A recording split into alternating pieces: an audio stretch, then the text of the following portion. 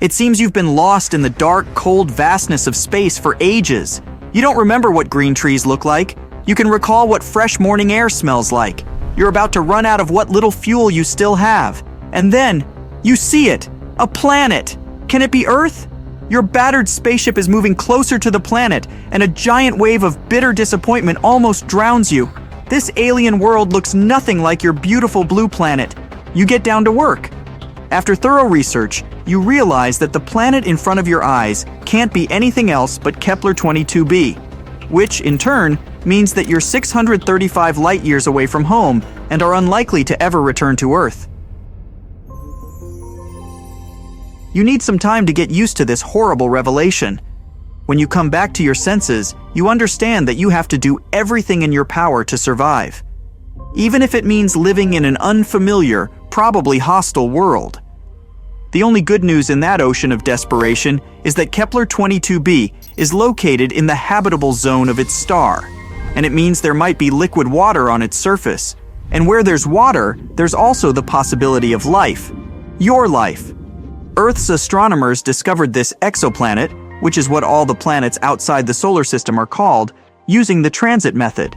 The problem with many exoplanets is that it's hard to spot them since the bright glare of their stars keeps them hidden from our telescopes. But the transit method means that instead of looking for planets, scientists watch the star, Kepler-22. They noticed that over time, its brightness changed. That was because Kepler-22b regularly blocked the star's light. This discovery also helped researchers figure out the size of the planet and the way it orbited its star. It turned out that the planet was 36 times more massive than our planet. If you decide to settle down in this world, this information will probably make you feel even lonelier. Your new home is also 15% nearer to its star than our planet is to the sun. If Earth moved over so close to our star, everything and everyone on the planet would become fried in no time. Consider yourself lucky that the star that is now illuminating your spaceship, lying sideways on the surface of the planet, is smaller and colder than the sun. It means you'll get as much sunlight as you would if you were on Earth. The temperature on your new home planet is quite comfortable, around 60 to 72 degrees F. But don't get your hopes up. You don't know for sure yet, but there's a theory that the planet is rotating on its side, like Uranus in our solar system. What can it mean for you? Unfortunately, nothing good. Even though the position of the planet probably seems insignificant, the complications might be fatal. The problem is that in this case, the north and south poles of Kepler-22b would be either plunged into darkness or illuminated by super bright sunlight for half a year. Now, that wouldn't be a matter of being a daytime or nighttime person. It would mean that temperatures on the planet would change from freezing to boiling all the time, which wouldn't be great for your survival. Anyway, you haven't had enough time to figure out whether this prediction is true. What you have noticed, though, is that your new home is covered with an ocean. You almost dropped into it before resuming control over your spacecraft and landing it on the shore instead. According to your calculations, the ocean might be around 160 feet deep. It might also act as natural climate control, keeping the wild temperatures at bay by storing heat in the summer and releasing it during the winter. But even if it's true, your main concern is food and oxygen. You're running out of your scarce resources at an alarming speed. What are you going to eat on this lifeless planet? How will you get some air to breathe? Your future looks darker and darker with every passing minute. Will the sheer strength of your willpower help you survive? Time will tell. For decades now, scientists have been discovering new planets outside our solar system. By 2023, we've found more than 5,000 of them, and many of these exoplanets could potentially even have life. Now, if you're ready for a wild ride through space, let's find out what potentially habitable planets we've discovered in the last few years. LP-890-9b and LP-890-9c. Buckle up because we're heading to LP-890-9, a red dwarf star located a whopping 105 light-years away from Earth. This star is quite cool compared to our Sun, in terms of temperature, of course. It has a temperature of about 4,700 degrees Fahrenheit. Now, this little guy may be small, but is packed with surprises. for example, 2 exoplanets orbiting around it. Moreover, both of these planets are likely terrestrial, meaning they are rocky, just like Earth. First up, we have LP90-9b, which was discovered in 2022 using the TESS telescope and later confirmed by the Speculoos telescope. This planet is a super-Earth, weighing in at about 13 times the mass of our own planet. It's also slightly bigger than Earth, with a radius about 1.3 times larger. And if you thought Mercury's orbit around the Sun was quick, just wait until you hear about LP890-9b. It takes about 3 days to complete one lap around its star. Imagine falling asleep in freezing winter and waking up in hot summer. But the real showstopper here is LP890-9c. This one was discovered by the Speculoos telescope. It's a bit further out from the star and takes a leisurely 2.5 times longer to orbit than LP890-9b. It's also a bit larger than Earth. But its real claim to fame is its location within the habitable zone of its star. That means it could potentially have liquid water on its surface and a climate suitable for life. Now this planet becomes a prime candidate for studying its atmosphere using the James Webb Space Telescope. But hold on. It's not all sunshine and rainbows for LP890-9c. It's also really close to its star, meaning it's full of radiation that could potentially make it less habitable. And to top it off, it's tidally locked, just like our moon.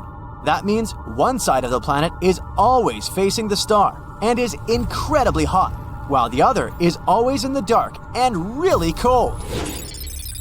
Scientific models suggest that this planet could be more like Venus in terms of its atmosphere and climate. And Venus isn't known for being human-friendly. But despite these challenges, LP890-9c is still a fascinating exoplanet worth studying further. Who knows what secrets it may hold? Let's move on to the next candidates. GJ1002b and GJ1002c. An international team of scientists, led by researchers at the Instituto de Astrofísica de Canarias, has found 2 Earth-like planets just 16 light-years away from our solar system. They both orbit a red dwarf star called GJ1002. Our Sun is a yellow dwarf, which means that GJ1002 is much cooler and fainter than our own Sun. But that's okay. Both planets are very close to its star, so it shouldn't be too cold or dark on them. These planets, called GJ1002b and GJ1002c, are both in the habitability zone of their star, meaning they could potentially support life.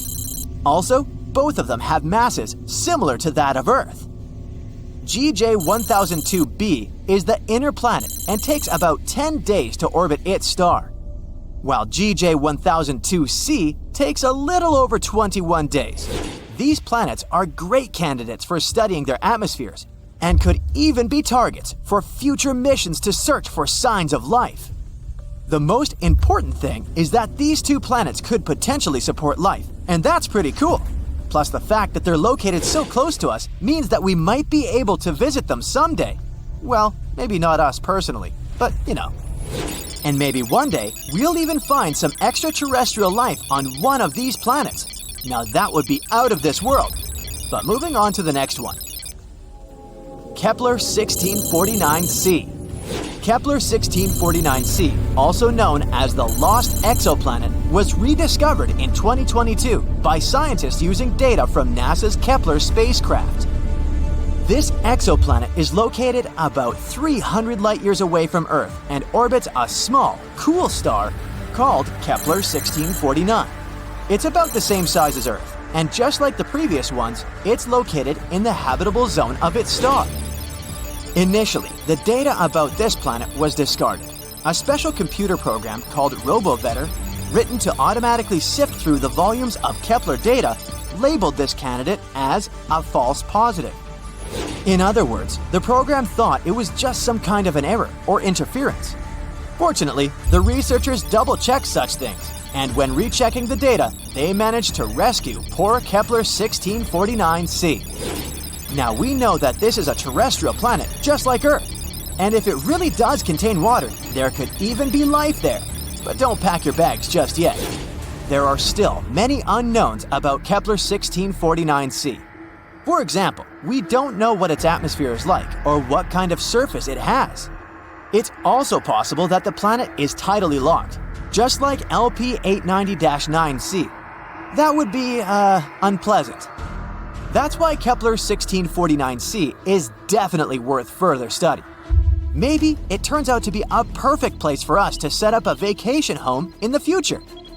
Just make sure to bring plenty of sunscreen since the planet is pretty close to its star and things could get pretty toasty. Kepler-1638b. This exoplanet is located about 5,000 light-years from Earth in the constellation Cygnus. It's also located in the habitable zone of its star. It was discovered in 2020 by the Kepler spacecraft through the process called transiting. They basically take a bunch of photos of the star at different times. After that, the programs analyze these photos and look for small spots and dots on them. These tiny dips in brightness may mean that a planet was passing by the star. Kepler-1638b is a bit of an oddball compared to most exoplanets we've found so far. It's about 4 times the mass of Earth and has a radius about 2 times that of Earth, making it a super-Earth exoplanet. Its orbital period is about 260 days, which is quite close to our Earth, and that's great! Finally, at least somewhere, winter and summer will flow normally. Kepler-1638b could have some liquid water there. That's why it's also a good candidate for further study, to see if it could potentially support life. Let's hope that we'll find out more about this planet in the future. And finally, the last one. Kepler-438b. Kepler-438b is an exoplanet located approximately 640 light-years away from Earth in the constellation Lyra. It was discovered in 2015 by the Kepler Space Telescope. One of the most interesting things about Kepler-438b is its size and location. It's about the same size as Earth and also orbits within the habitable zone of its star. But there are a few catches. For one, Kepler-438b orbits around a red dwarf star, which are known for their high levels of solar radiation and flare-ups.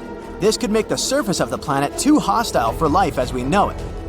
In addition, Kepler-438b has a much shorter year, only around 35 Earth days long. This could lead to extreme temperature fluctuations on the planet's surface, but maybe it's home to some hardy extraterrestrial life forms that have adapted to its unique conditions. Or maybe not. Either way, it's definitely worth keeping an eye on. This is a small list of exoplanets that we've discovered in recent years. Now, with the use of new technologies, we'll be able to find new exoplanets much more often. Let's hope that at least a few of them will really be inhabited. There are probably 36 other civilizations hanging out in the Milky Way, and over 170 billion galaxies, give or take, in the observable universe. Conditions for life are all over space. So, where is everybody? Nuclear physicist Enrico Fermi came up with this exact same question during a lunch break with his colleagues in 1950, leading to one of the most unsettling paradoxes in the universe. Even though there's a huge probability of extraterrestrial civilizations existing, we still haven't found any clear evidence of them. One possible explanation comes from the zoo hypothesis. It suggests that advanced extraterrestrial societies exist and know exactly who we are and where we are, but intentionally choose to stay hidden. They're just observing human quirky behaviors, as if we're in some kind of a cosmic wildlife park. But their intentions could be much darker. If you're a Star Trek fan, you probably remember the main rule for Federation members. Starfleet officers shouldn't contact species that are not advanced to avoid messing with their development, even if it means risking their own lives. Now, even though it's fiction, this rule perfectly captures what the zoo hypothesis is all about. Beings from other corners of the universe see our planet as a cosmic zoo with one-way bars. They can watch us brushing our teeth in the morning or walking our dog, but we can't catch a glimpse of them. In this theory, non-terrestrial life forms deliberately keep their distance from us, sticking to a hands-off policy agreement in the vast cosmic neighborhood.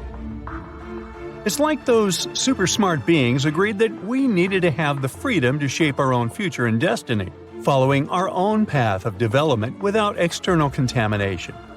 The idea is that these super advanced civilizations could be like, 500 million years ahead of us, which would explain why we haven't seen any signs of them. And maybe it's better this way, as humans could eventually be destroyed or even assimilated by this new cosmic power, Independence Day style. As much as things like going to an art museum might be interesting to us, extraterrestrials probably wouldn't be too thrilled watching us stare at the Mona Lisa painting for hours. Interplanetary cultures might be more into buying tickets to quietly observe how we're developing new technologies, such as ultra-modern satellites. According to the zoo theory, they can't reach out to us until we hit a certain level of development, so improving our technology and wisdom could be the only way to show them that we're mature enough and don't need their spaceship parenting anymore. There are a couple of reasons why it's hard to buy into the zoo hypothesis. Extraterrestrials might not visit or reach out because we're not all that advanced. But it is tough to explain why they keep ignoring all our attempts to communicate. Even if the zookeepers try their best not to interfere with animals' lives and behaviors. I bet they couldn't just ignore a bear speaking in loud and clear English about its desire to communicate. So that's pretty much why humans keep trying and trying to provoke some reaction from inhabitants of other planets using radio signals. In 2017, in a valley 8 miles southeast of the Norwegian city of Tromsø, a radar antenna transmitted some specially composed electronic music to potential intergalactic listeners. The target audience was in GJ273, also known as Lyton Star. It's a runty red dwarf located 12 light-years from our solar system. Since radio waves travel at the speed of light, we'll have to wait more than 2 decades before looking for a reply. But the main problem with radio waves is that we're kind of in the dark about where to look, and civilizations might be as far as 17,000 light-years away. Plus, we don't know which radio frequency extraterrestrials use to chat. Now here on Earth, we use the radio spectrum to send signals into the universe, assuming that what works for us might be a common method for other civilizations. But in fact, it could be considered a somewhat old-school technique for other beings. That's why current projects are now looking for technosignatures, which are signs of technological activity from extraterrestrials, like city lights, solar panels, megastructures, or artificial satellites. Another potential clue is to study the atmospheres of planets orbiting nearby stars, as an advanced civilization might be altering its atmosphere with different gases, making it detectable. Despite decades of observations, there is still no definitive evidence that advanced extraterrestrial civilizations are out there. But that doesn't mean they don't exist. Even by expanding search fields, we're talking about odds much slimmer than hitting the jackpot, with a roughly 1 in 3 billion chance of finding an advanced civilization within a given distance from Earth. Maybe space creatures are responding to our communication attempts, but in a way that we can't understand. The universe has been around for more than 13 billion years, while humans showed up just 200,000 years ago. And this is about 0.01% of the universe's age. It's like we're still learning to talk, while other super smart beings might be sending us messages that are all lost in translation. We keep waiting for a giant UFO to land on Earth and for green ETs with huge eyes to come out of it. But we forget that our intergalactic neighbors could be more interesting in building nanotechnologies to watch over us. They could also be trying to communicate using neutrinos, which are subatomic particles with an extremely small mass that could effortlessly pass through our planet without being detected by our current technological devices. Now, the zoo hypothesis has another issue. It is pretty tough to believe that, with all these civilizations supposedly hanging out in the universe, they would all decide not to reach out to humans. For this to happen, there would have to be a great sense of structure, with a higher intelligence working as the head of the universe, giving them direct orders and clear rules to keep us isolated. But we're talking about billions of possibilities for life, right? More civilizations mean that there are more chances of a violation of this no-contact rule. So, most likely, at least one independent planet would be just as desperate to find life in the universe as we are. Some scientists also believe that if such advanced life had substantially colonized Earth and many other planets, we would know it by now. The zoo hypothesis has two other variations that are even more frightening. In the laboratory hypothesis, nobody contacts us because humankind is actually being subjected to experiments, and Earth is essentially a giant science lab. Otherworldly creatures could be analyzing human responses to various survival challenges, such as tsunamis or massive earthquakes. In this case, the no-contact agreement between all other space groups would make a bit more sense, since it's in the name of scientific research for the greater good, at least for them.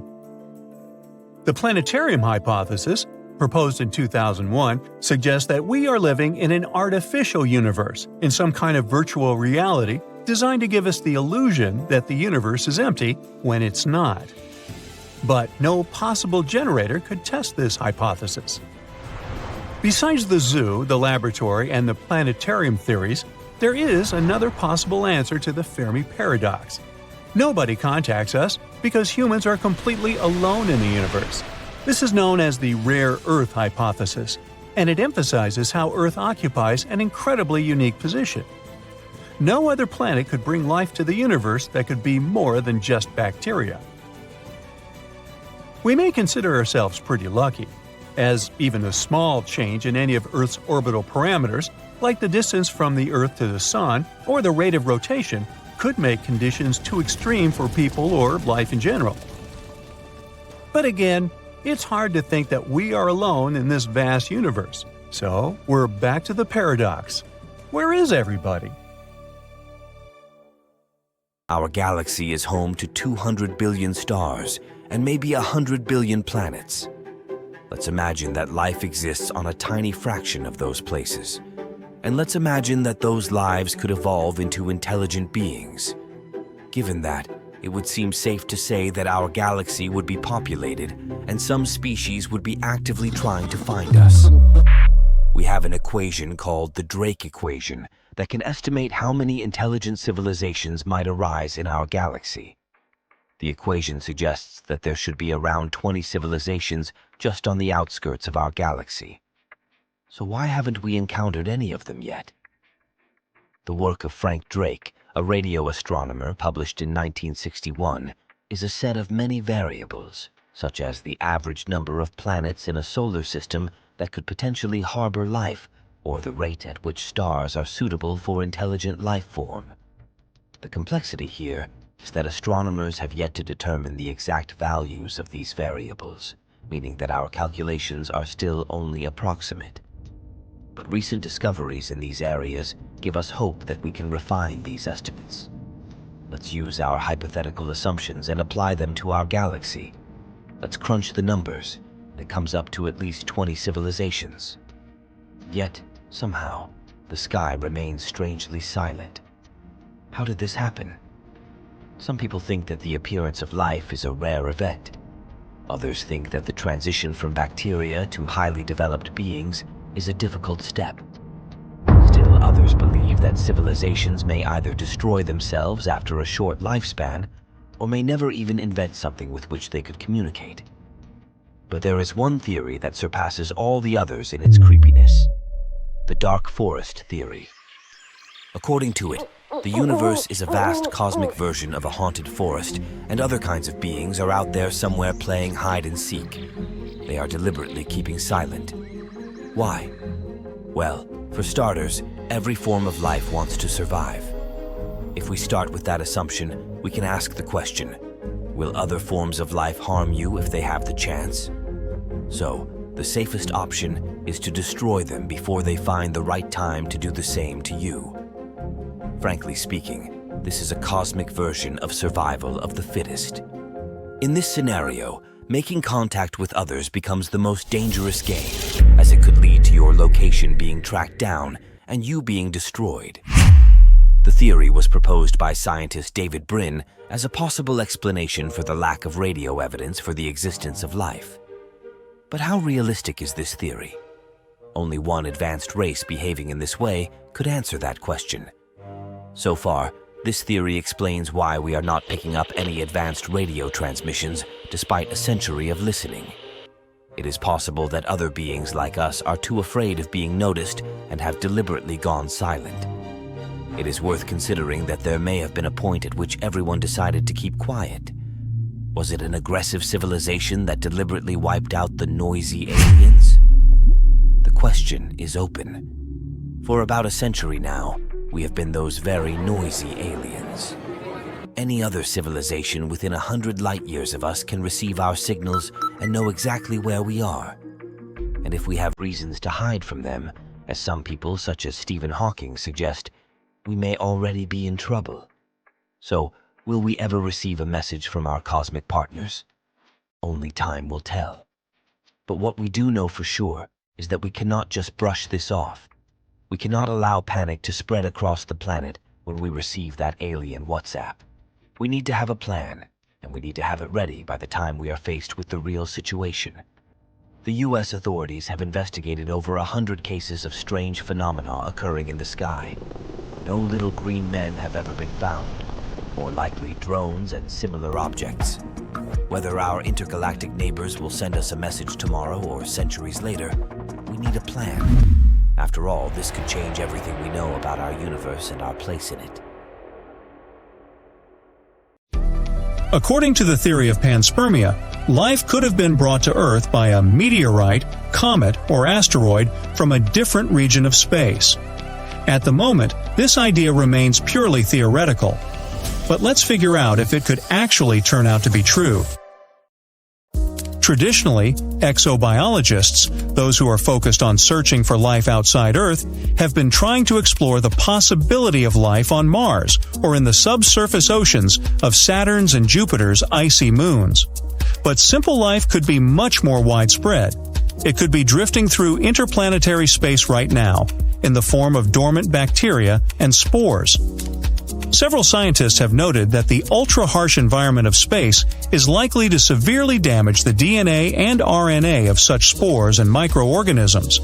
Others believe that since enough microbes could be traveling in a dust cloud, some of them could survive in their original form. There are several types of panspermia. For example, lithopanspermia proposes that some kind of microbic life could exist in debris blasted into the cosmos after planetary collisions with comets and asteroids. Radiopanspermia claims that organisms might be able to travel through space with the help of radiation coming from stars. But in this case, it's unclear how the effect of dangerous ultraviolet and X-ray radiation, combined with the vacuum of space, doesn't totally destroy microorganisms. There's also pseudopanspermia. According to it, organic building blocks of life appear in interstellar clouds of dust. They get transported to the surfaces of planets, and life starts developing there. It sounds really fascinating, but is there any evidence for the panspermia theory? Well, there have been a few orbital experiments. For example, from 2008 to 2016, the samples gathered by EXPOSE, special equipment mounted outside the International Space Station and dedicated to astrobiology, were exposed to the conditions of space. After that, they were returned to Earth from the ISS. It turned out that some of them had survived those severe conditions. There was even a case when 100% of bacterial spores placed in Mars-like conditions were still capable of life. Also, some seeds survived and were later grown as plants on Earth. There have also been exostack experiments on the U.S. Long-Duration Exposure Facility satellite and biopan experiments on Russian photon capsules. They have shown that with minimal protection, spores, lichens, and even minuscule animals, such as tardigrades, might be able to survive in space for as long as several years. A piece of Surveyor 3 lunar lander was brought back to Earth in 1969 by the Apollo 12 mission. Shockingly, it contained an Earth bacterium that had survived unprotected for more than 2 years on the airless surface. At the same time, this bacterium could have come from laboratory contamination on arrival back on Earth. The Indian Space Research Organization carried out a search for space microorganisms too. It was done at stratospheric altitudes via balloon flights. The results showed that living interplanetary cells existed in air samples taken from heights of above 25 miles. Normally, air from lower levels of the atmosphere can't be transported there, so this discovery seemed to prove the theory of panspermia. But in 2010, NASA atmospheric sampling before and after hurricanes proved that under certain circumstances, Earth bacteria could actually be transported very high into the upper levels of the atmosphere. One of the main arguments against panspermia is that if this theory was correct, all life found throughout the solar system would have a common origin and share main biochemical characteristics like genetic code.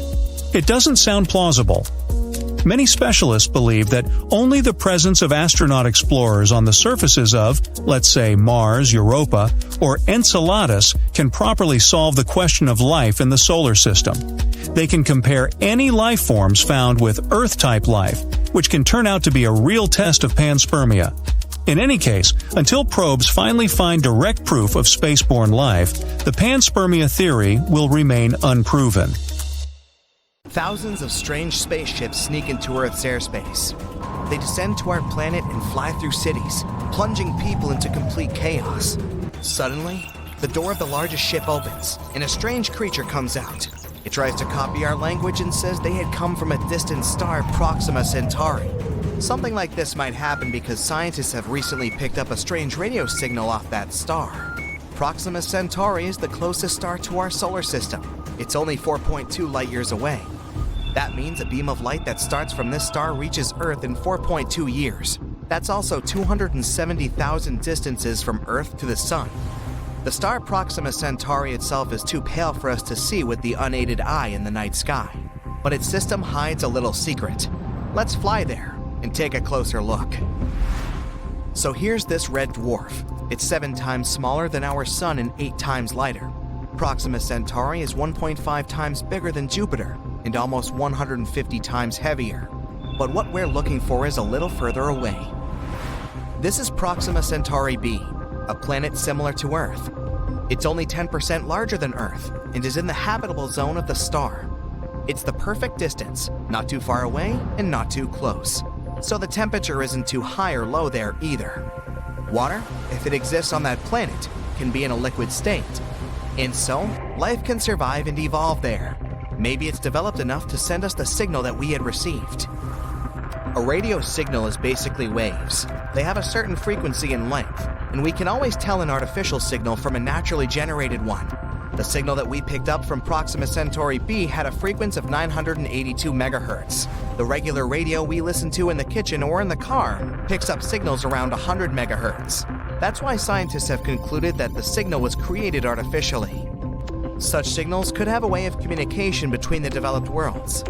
If this is really a message from an outer space civilian, we should be able to decode it.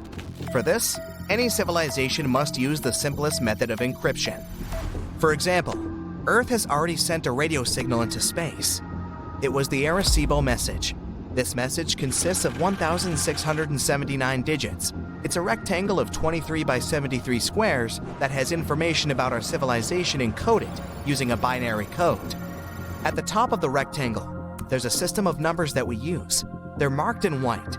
This purple thing is the key to read the next part of the message. The atomic numbers of the elements like hydrogen, carbon, nitrogen, oxygen, and phosphorus are encoded in this key. These are the key elements that can start life. If those who receive this signal can make sense of the numbers in the key, they can read the next part of the message. These green things are the building blocks of our DNA chain. And right at the bottom here is the DNA chain itself. The white rectangle indicates the number of pairs of these building blocks. and the blue spirals show the shape of a DNA chain. And then we see the human silhouette itself. The white and blue object to its left is a coded number of our average height. The human itself is drawn here at the ends of the DNA strand, so that the outer space civilization can understand what we look like. And the white rectangle to the right of the human sketch is the number of Earth's population at the time of the message. That's 4.2 billion as of 1974, almost half the number we have now. The next part is a drawing of our solar system. The big yellow square is the sun. Then come all the planets in our solar system, including Pluto. Earth is shifted up a bit here, so that outer space civilization can understand where this message is coming from. In the last drawing is the observatory from which this message had been sent into space. This signal is now on its way to the M13 star cluster 25,000 light-years away from Earth, so it won't get there for another 25,000 years. And we'll need another 25 to get a response if there is really someone on the other side who can receive the signal. If the signal from Proxima Centauri is also a message, we'll need time to decode it. So let's fire up our super-powered computing machine and wait for the result. But this isn't the first mystery signal we've ever picked up on Earth. Scientists recorded an unusual wow signal in 1977. They supposed it came from somewhere in the constellation of Sagittarius. The telescope was picking up the unknown signal for an impressive 72 seconds. Later, a scientist who looked at the printout of the signal concluded that the signal was artificial. He wrote, "Wow," on the printout as his reaction. The following observations and studies couldn't catch this signal again. Some theories said that this signal came from a celestial spaceship flying by. It had flown away, and we could no longer detect the signal. But most likely, this signal was created on Earth. It was directed upward but reflected off an object at a high altitude. It could have been an airplane, a satellite, or space debris orbiting our planet. Then the signal was picked up by the telescope, and because it was human-made, all of its characteristics, like wavelength and frequency, could have confused scientists. In 2017, scientists recorded a flare on Proxima Centauri. The star's brightness increased by 1,000 times in just 10 seconds. Before that, there was another flare there that was weaker but lasted about 2 minutes. With these flares, Proxima Centauri has emitted enormous amounts of radiation. Even if there was life on the star's companion planet, these flares would have likely destroyed it. The stellar winds would have simply blown the atmosphere off the planet and made its surface lifeless. Overall, the planet Proxima Centauri b receives 60 times more high-energy radiation and 400 times more X-ray radiation than Earth. Scientists have concluded that the probability of life here is 1 to 100 million. And while we don't know yet for sure if the signal was artificial or natural, the scenario of a bunch of spaceships coming to Earth is most likely possible. Our only method for searching for outer space civilizations is using radio waves. They're like loud noise that blasts away from our planet in different directions at the speed of light. The main problem here is the gigantic distances. Our galaxy, the Milky Way, is 100,000 light-years wide.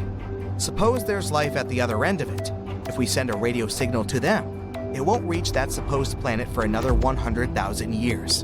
And we won't get a response for another 100,000 years. It's the same if someone once wanted to contact us. We didn't learn how to create and receive radio signals until the 19th century. If a civilization was developing at the same time as us somewhere in the Milky Way and they invented the radio, we won't get their signal for several millennia. Plus, the radio noise from our planet is starting to fade away. We use Bluetooth, fiber optics, cable TV. So in about 100 years, we'll no longer be visible to other worlds. Or worse, what if there was an outer space civilization somewhere that was sending signals into space? The signals were reaching our planet, but we didn't yet have the technology to pick them up. The world that was sending the signal has evolved, and the signal went out. We could have caught those remnants of the radio waves that were moving through the universe, but we set up the antennas too late. There are about 2 trillion galaxies in the universe. Each of them contains billions and trillions of stars similar to our sun. Maybe there's a planet near one of them that looks like ours. Life could be blooming there. And this outer space civilization, just like us, is looking through telescopes in hopes to catch the radio signal from an unknown planet. We fly away from Earth to look at it from a distance. It glows like a holiday tree. Big cities look like yellow spots at night, and during the day, we see strange structures. like a palm tree-shaped island in the UAE, or a dark band that runs all the way through China, the Great Wall. These are traces of human existence. Now let's point our telescope at other planets. Mars, it's just an empty, endless desert. Venus, only rocks and volcanoes. Even if we look into distant space, all the planets out there are deserted and lifeless. Not a single trace of an extraterrestrial civilization. Many people are convinced that life on Earth isn't unique at all. Here's our galaxy. There are billions of sun-like stars. And here is the entire observable universe with billions of such galaxies. There's an almost infinite number of stars, and near each of them, there may be habitable worlds. But we may not have found life on other planets because it hides from us under the surface. For example, there's Europa, a satellite of Jupiter, slightly smaller than our moon. Its structure resembles a soft-boiled egg. Its surface is a hard crust of ice, but if you take a big enough drill, you can get to the liquid yolk, an ocean of water. Jupiter and its satellites are very far from the sun, so it's quite cold there, about 270 degrees below zero. So liquid water instantly turns to ice. But Jupiter has a strong gravitational force that causes a lot of friction inside Europa, and its core heats up. The heat melts the ice, and we have a watery ocean under the surface. Water is the foundation of all life, so there could be simple bacteria in that ocean. And who knows, maybe there are other life forms out there. For example, weirdly shaped fish.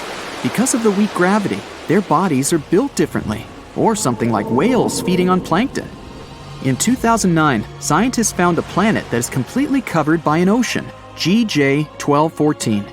It's about 40 light-years from Earth, and about 75% of its mass is water. Still, the temperatures on this planet are so high that water evaporates and takes the form of superliquid water. There's so much steam that it feels as thick as water itself. No life could exist in such conditions.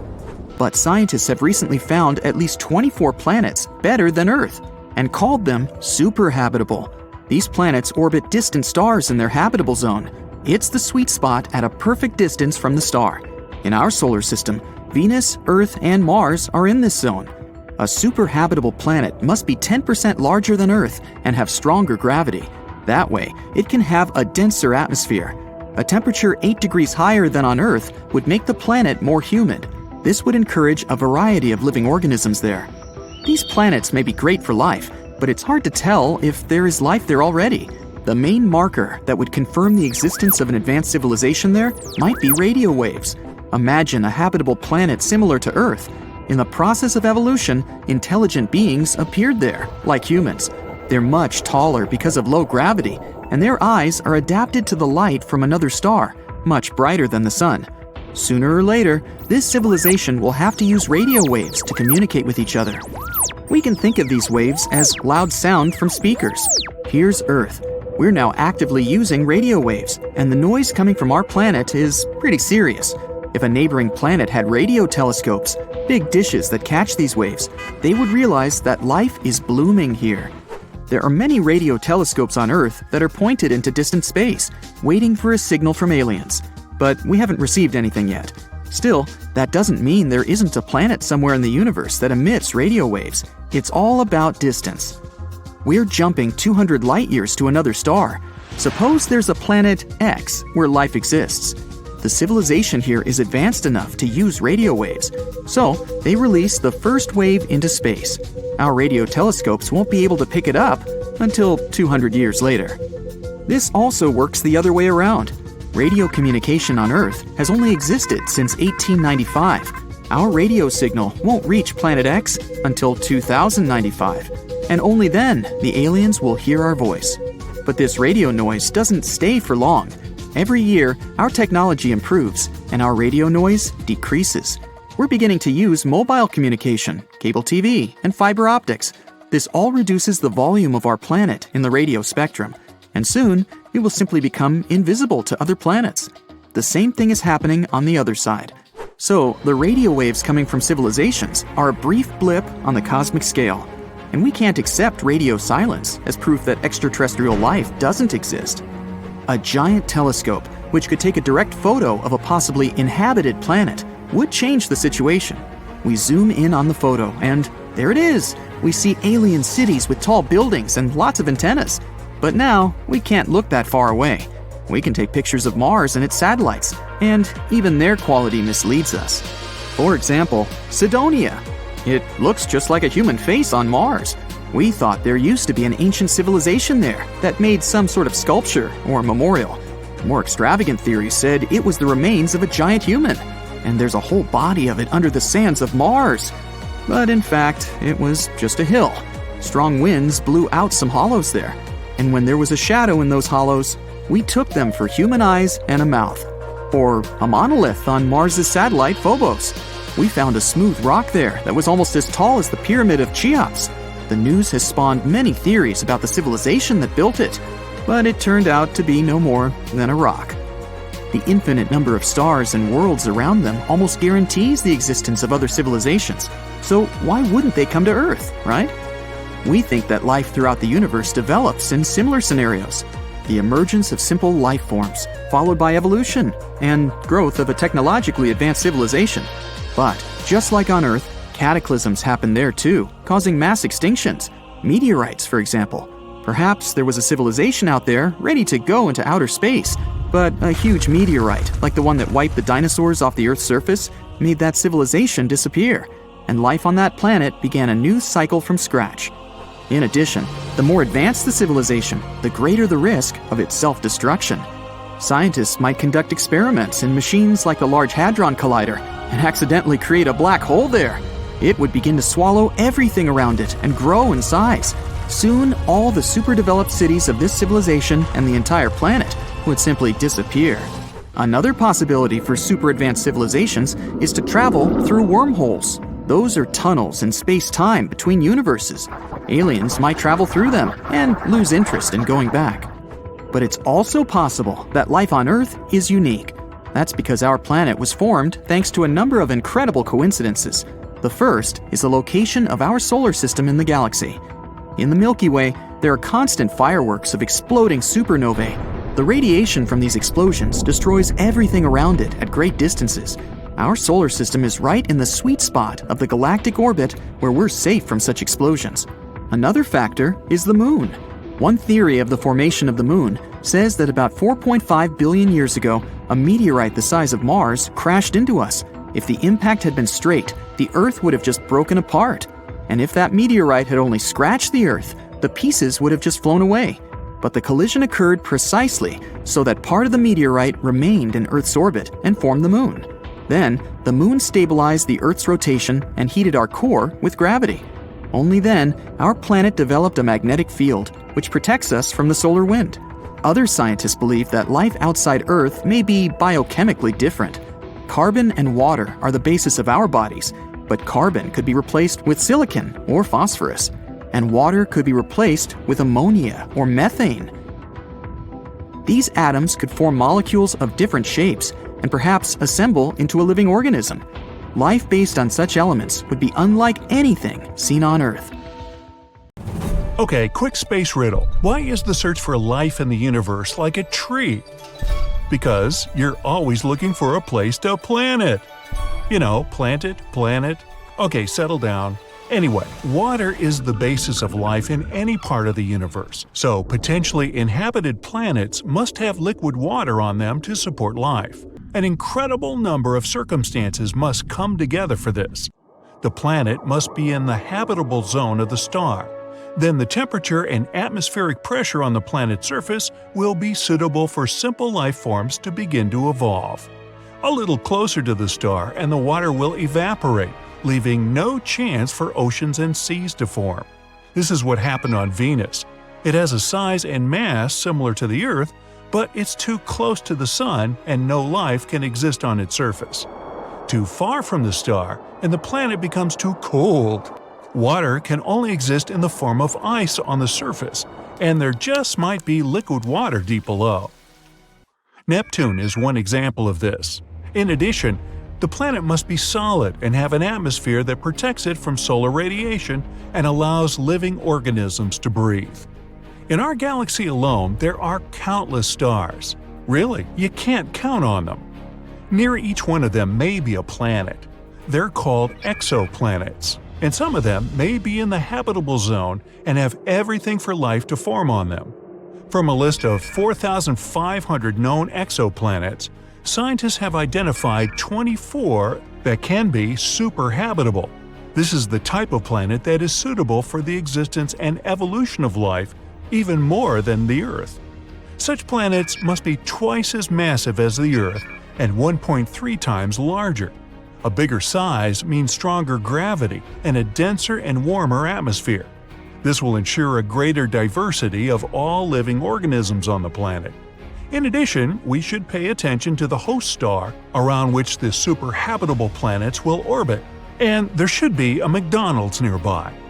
Ideally, it should be smaller than the Sun and have a lifespan of at least 15 to 30 billion years.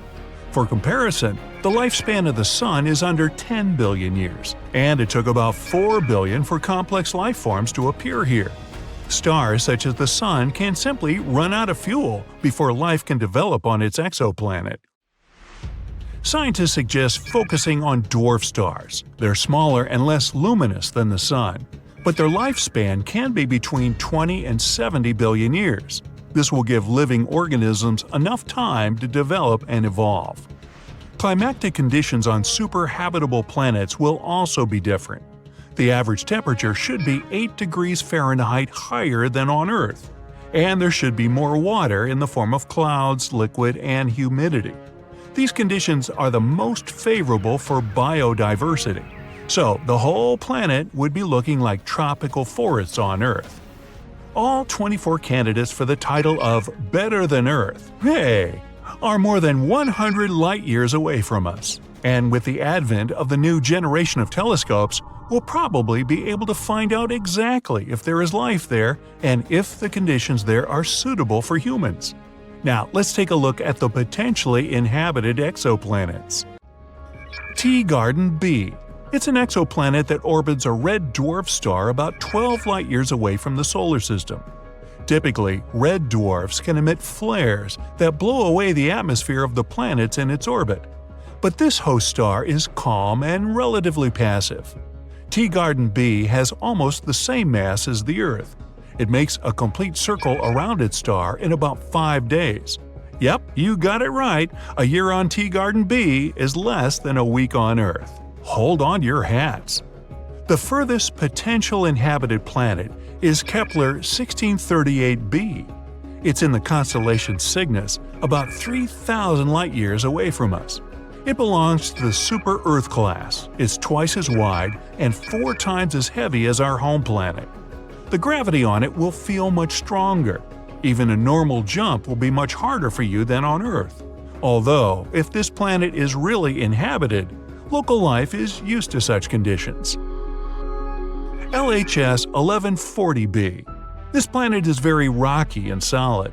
Although its size is only 40% larger than the Earth, it's 7 times as massive. It has a strong gravity of 3.25 Gs. For comparison, when you take off on an airplane, you experience an overload of about 1.5 Gs. So on this planet, you'd barely be able to stand on your feet. Because of its large mass, this planet has a thicker atmosphere, and because of the greenhouse effect, its temperature can be above 19 degrees Fahrenheit, and it rotates around its star quite quickly. It makes a full circle in just 24 days. And now, let's look at the constellation Aquarius. Here's an ultra-cold dwarf, TRAPPIST-1. A small planet orbits in its habitable zone. It's 3 times lighter than the Earth. Its temperature is similar to ours, but the gravity is half as weak. But we would still feel comfortable there. Remember the people that went to the moon? There, the gravity is only 16% of the Earth's. That's what makes the astronauts move so funny. Kepler-452b is in a system that resembles the older sister of ours. The host star is only 11% older than our Sun and is almost 2 billion years older. The exoplanet itself is 6.5 billion years old, compared to 4.5 billion of Earth's. But these sisters are very far from each other. If you travel at the speed of the New Horizon spacecraft, it will take about 26 million years to get there. So bring a big lunch. This is the closest exoplanet to us, Proxima Centauri b. It orbits the red dwarf Proxima Centauri, which is the closest star to the Sun. This planet is just 4.2 light-years away from us. Its size and mass are very similar to those of the Earth. It probably has an icy structure, like Neptune. Although Proxima Centauri is the closest star after the Sun, we can't see it with the naked eye because it's too dim. So, all these planets, including the 24 that scientists have recently found, are in the habitable zone of their host stars. And, in theory, we can colonize them and make them suitable for human life in the future. But here we'll have to solve one big problem. Even the nearest exoplanet is too far away for us today. Our modern rockets can fly at 5 times the speed of sound, and even at such speeds, it will take us more than 100,000 years to get to Proxima Centauri on one of them. Well, we need to come up with something a bit faster to travel to a new home on one of these exoplanets. And perhaps scientists already have the answer. Warp drive. Ooh. This is a piece of technology that will allow us to manipulate space and time. It creates a kind of a bubble in which the normal laws of motion don't work. So the spacecraft will be able to significantly exceed the speed of light. And this isn't science fiction. Humanity already has such technology, although just in theory yet. It's Alcubierre warp drive. And no, I didn't make that up.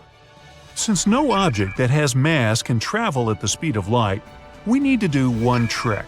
The spacecraft has to move by compressing the space in front of it and expanding it behind it. Thus, not only the ship is moving, but also the space-time inside this warp drive bubble. And the maximum speed can be 10 times that of light. But to warp the space-time, the ship must be incredibly large, and to power it, we'll need the amount of energy close to what the whole planet of Jupiter generates. Still, recent calculations of NASA's Jet Propulsion Lab show that the ring around the ship, which should create the so-called warp field, shouldn't be perfectly round, as it was thought before. It can be more donut-shaped. Ah, donuts. This will greatly simplify the design and construction, and will make it possible to test this technology on a spacecraft the size of a Voyager 1 probe. Even though it still seems impossible, scientists are already saying that there is hope. And while we don't know what technology will be used, in 2069, NASA plans to launch its first interstellar mission to explore potentially habitable planets outside of our solar system. Various rumors say that the speed of light can be achieved with laser technology. If the probe is very small, it can be launched to the Alpha Centauri star at almost the speed of light. There are also 2 other alternatives to power spaceships. These are nuclear energy and energy from matter and antimatter collisions. Ooh! These technologies are still a mystery to humanity, though. Well, for the time being, stay tuned. Now, I don't want to spook you, but there's a chance that our entire Milky Way galaxy is located in the so-called space void. It's a region where there's relatively little matter compared to other corners of the known universe, and it's much less dense than it is elsewhere in the universe. In other words, we might exist in an air bubble in a cake. If that's true, it would mean that we're even lonelier than we thought. In our universe, all the galaxies are constantly moving away from each other. In order to understand how far they move away, scientists use something called the Hubble-Lemaitre constant. It's like a speedometer, but for galaxies. However, there's a cosmic mystery called the Hubble tension. It's challenging what we know about the universe's expansion. Scientists used to consider the Hubble-Lemaitre constant a reliable guide, but our recent observations question this reliability. The speeds we see in real life don't match up with the distances we calculated and expected. They aren't sure why these measurements don't add up. Researchers followed the moves of supernovas and saw that the universe seems to expand faster around us than it does overall, as if it's actively avoiding us specifically. After considering this, they began to assume that we might all live in a cosmic void. Cosmic voids are vast, empty spaces between galaxies, kind of like between my ears. They make our entire world look like a big sponge. Now let's go back to the beginning, just a fraction of a second after the Big Bang. Right after the beginning of everything, the universe was a hot compressed plasma. It only had very tiny variations in density, called quantum fluctuations. After the Big Bang, the universe began to expand. Those quantum fluctuations grew together with it, creating regions of varying matter density. Because of that, the universe didn't expand everywhere uniformly.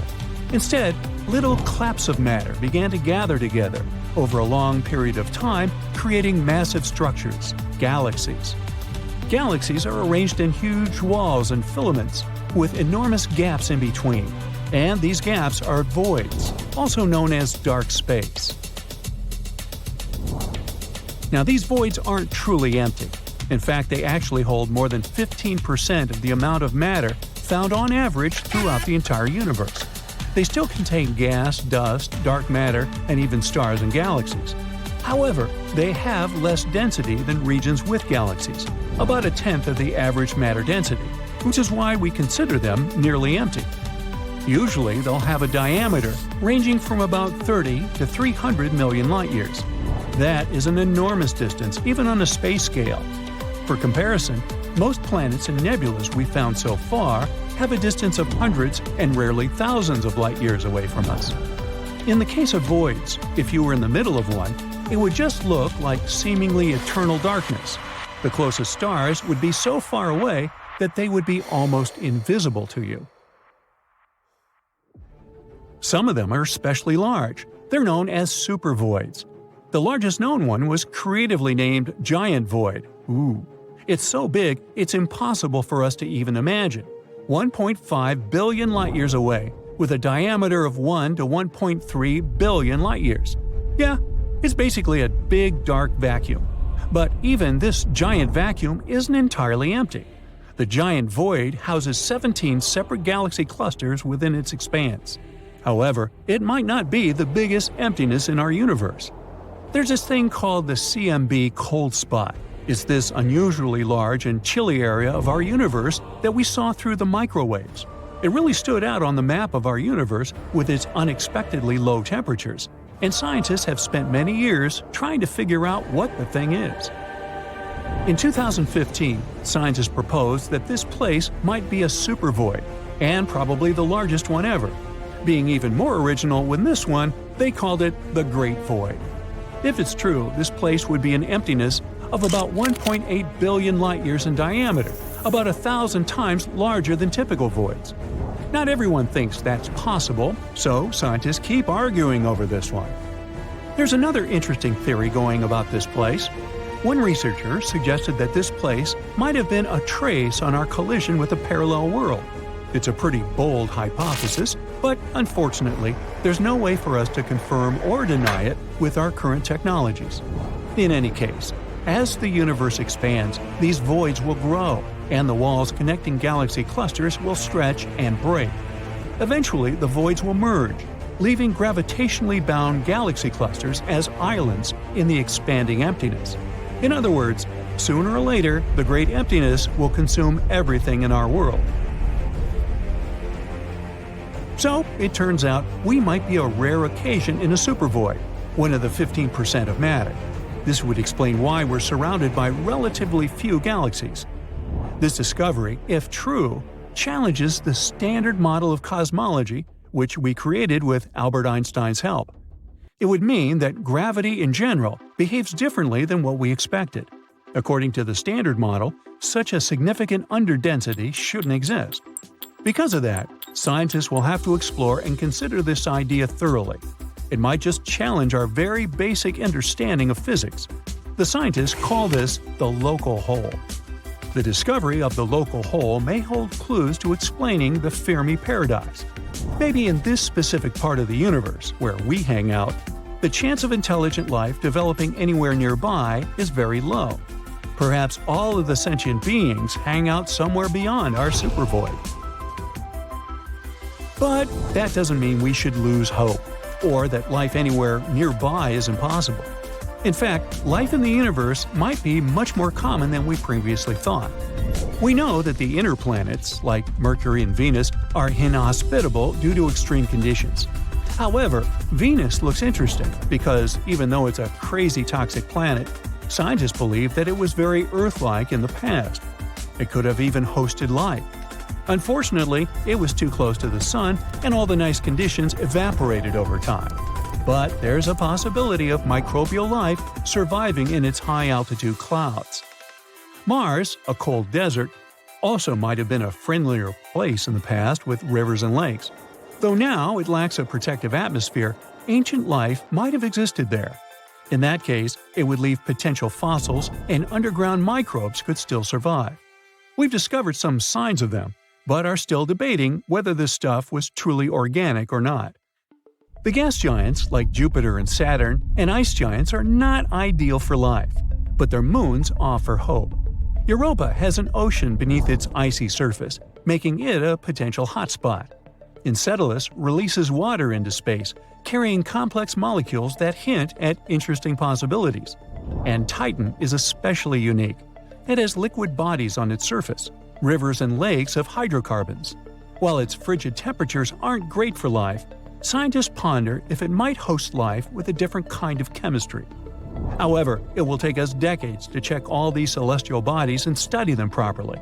We haven't sent anything so far since the times of Voyager 2, but if we're lucky, we might explore our solar system during the 21st century.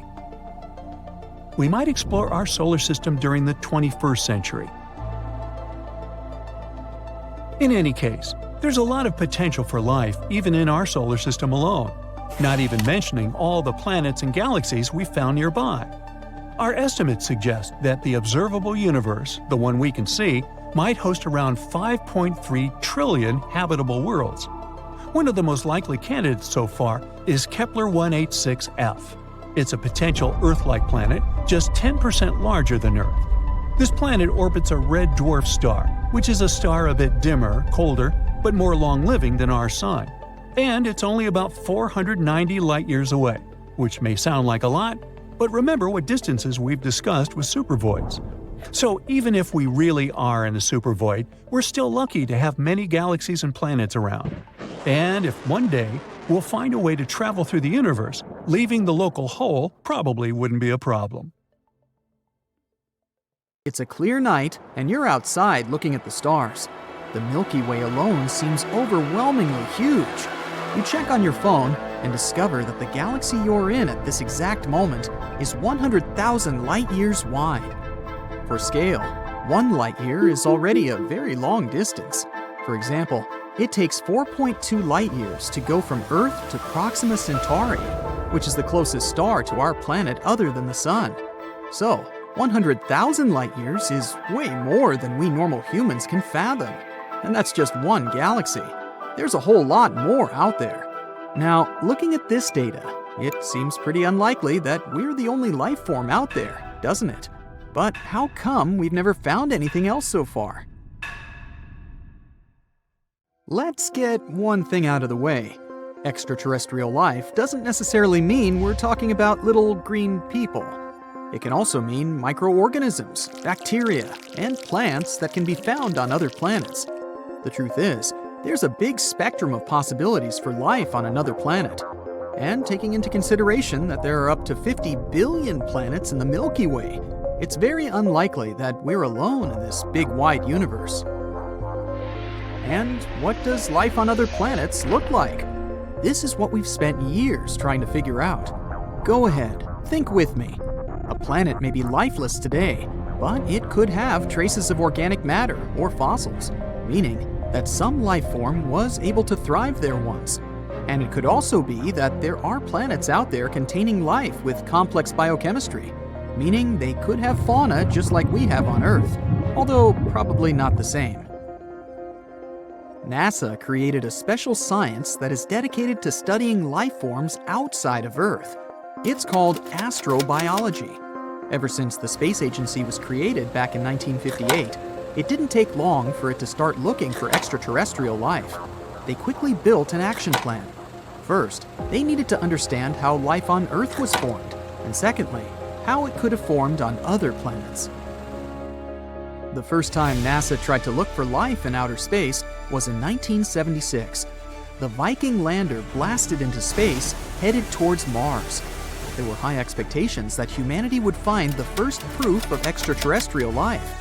Unfortunately, the lander came back with images of a planet that looked barren and bleak, and scientists were extremely disappointed. Scientific conclusions on whether life could be detected over there were confusing. But hey, you need to know what you're looking for to find it, right? The failure of the Viking mission served to heat up debates amongst NASA scientists to define what life actually meant. And it also served to call their attention to a small but very important detail. Spacecrafts departing from Earth usually transport Earthling microorganisms and bacteria unintentionally, as they remain attached to the vehicle. It turned out that these bacteria could contaminate scientists' samples, so they needed to consider this. All of this made Mars expeditions take a back burner on NASA's short-term plans. There appeared a new priority-first question. What are the types and stages of life that space programs can hope to identify? Scientists might have encountered life on other planets, but they weren't able to identify it as life. That is why NASA began to study our own planet better. They studied everything, from ancient life forms that lived billions of years ago to living creatures that roam the planet today. They understood that the search needed to happen inwards as well as outwards. Let's take a look at the development of Earth's life from its inception. Imagine that this development can be represented as a ladder, or stairs, and each developmental stage is a flight of the bigger staircase. First, we would see basic chemistry, a soup of loose chemical elements like the ones we see in the periodic table. But they need to assemble themselves into more complex structures to be able to self-replicate, change, and evolve. This would happen in the second step, where we start to see the formation of microscopic organisms. In the third step, these cells combine to become multicellular beings, allowing for more complexity and variety. The step above sees species that can evolve big brains, enabling the use of tools, culture, and shared knowledge. That's where humanity is located. Looking at this ladder, one might ask, so what does it take for a multicellular organism to evolve into fully formed humans? This is what is called the Great Filter. It's a huge evolutionary jump that takes a lot of effort and the perfect environmental conditions for it to happen. And given that we haven't heard of any other extraterrestrial civilizations out there, it might be that we are the only ones that were able to make this jump. After all, how likely is it that we'll find life outside of Earth that is similar to us? That depends on how many planets there are out there in their star's Goldilocks zone, the area around a star where water can be liquid. And because stars come in all sizes and configurations, this zone is different for every star system. But that's not the only criteria we know for the existence of life. We usually look for three things to detect life: liquid water, methane, and oxygen. Water is what allows for chemical components to mingle and connect, forming multicellular beings. Methane is produced by the decomposition process made by bacteria, and oxygen is the byproduct of plant respiration. These are some of the telltale signs that the James Webb Telescope was programmed to search for. The James Webb Telescope has ambitious purposes that might revolutionize space science. Its top priorities are to detect forms of life by studying small galaxies orbiting the Milky Way. It will also look for the oldest stars in the universe, trying to gather data on the origin of the universe itself. That's huge! NASA is betting on two variables with this new telescope: a thorough scan on the so-called exoplanets, aka planets from outside our solar system, and the search for extremophiles, a type of life that loves extreme environments. Extremophiles were first discovered on planet Earth back in the 1960s at the bottom of the sea near the Galapagos Islands. Scientists found microorganisms living next to hydrothermal vents that dot the sea floor over that part of the world. thriving in places like these with extreme temperatures over 700 degrees Fahrenheit takes a lot of resistance. I mean, can you imagine the heat? This discovery was a turning point for the field of astrobiology, as scientists understood that life could survive in extremely harsh conditions, similar to the atmosphere available in several exoplanets. But hey, life might turn up in our own neighborhood if we're lucky enough. Guided by the mantra, "Follow the water," NASA is launching 2 important missions inside our solar system that can contribute largely to the search for extraterrestrial life. You remember Jupiter, right? It's the gas giant that has a moon known as Europa. A few years ago, scientists discovered that Europa had an ocean hidden behind layers of icy crust. And there's even more. According to research, the water over in Europa is salty, much like the water we have on our planet. Europa is a big contender for the detection of life. But the Europa Clipper mission is not aimed at trying to identify this. Rather, it will orbit the moon and gather as much information about its atmospheric conditions as it can. The other moon-bound mission is the Dragonfly, an octocopter that will explore Saturn's moon Titan. The launch is programmed for 2027 and will only arrive in Titan's orbit around 2034. It will sample and examine a series of promising sites around Saturn's icy moon. And who knows, find some new information on ET life? Let's see what happens. But I'd say we've never been closer to a huge discovery than we are now.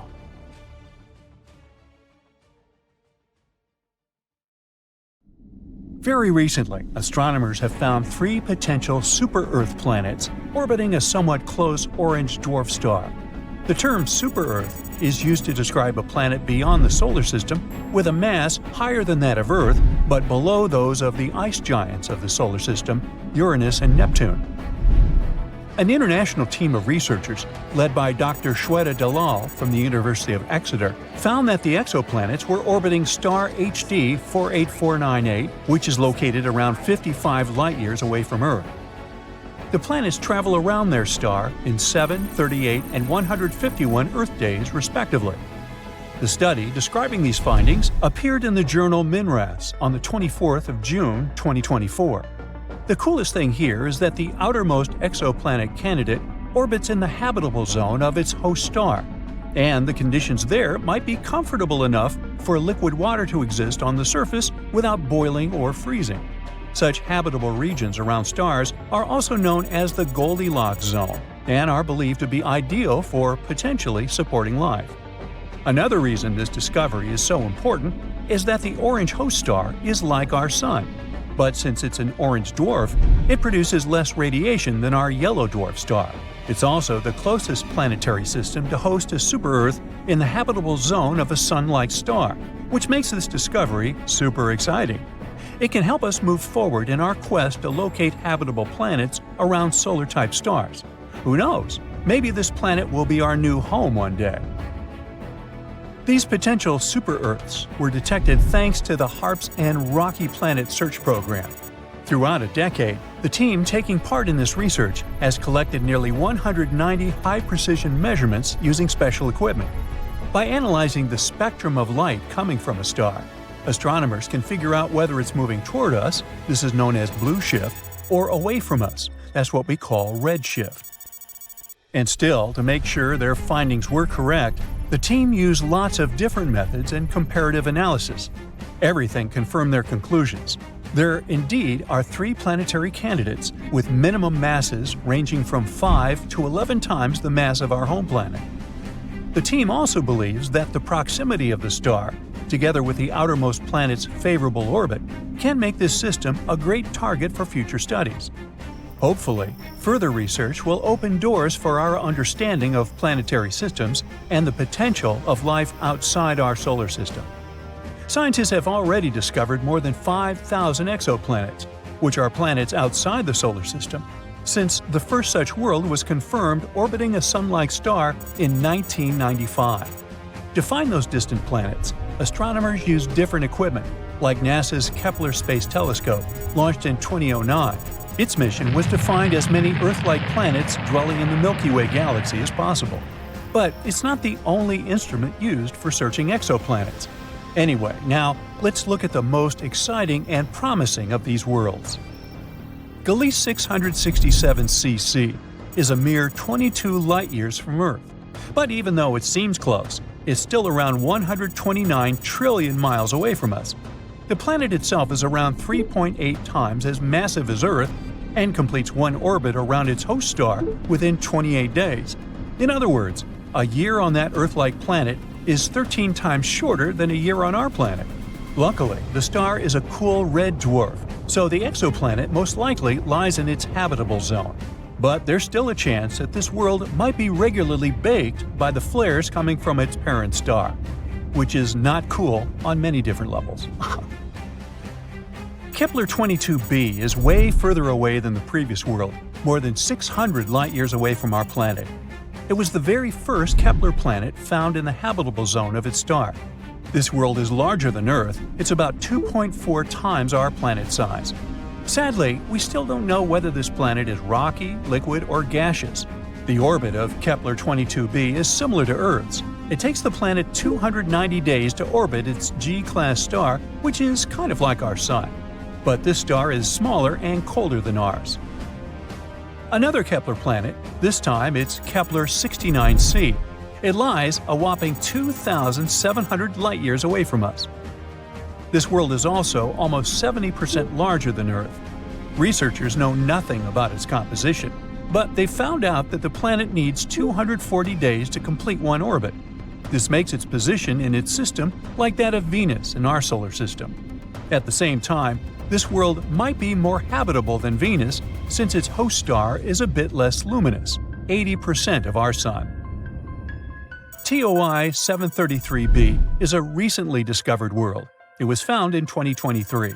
It's out there, 245 light-years away from Earth, and needs just 4.9 Earth days to complete an orbit around its star. But the coolest thing about this planet is that it might have a massive ocean. According to scientists, the planet is likely to be completely covered with water. Does that mean there could be life on this super-Earth? Time will tell. GJ 1214b is located 48 light-years from Earth. This planet is a super-Earth, almost 3 times bigger in diameter and 8 times heavier than our home.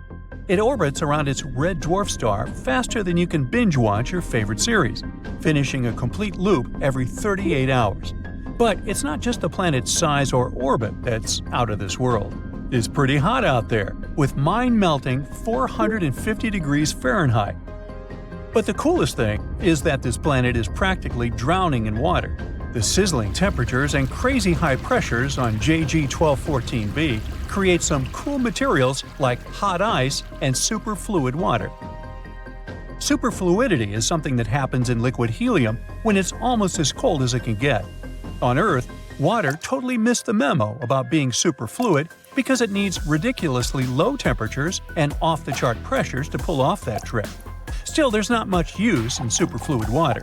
Even if you try it, you'll just get dehydrated.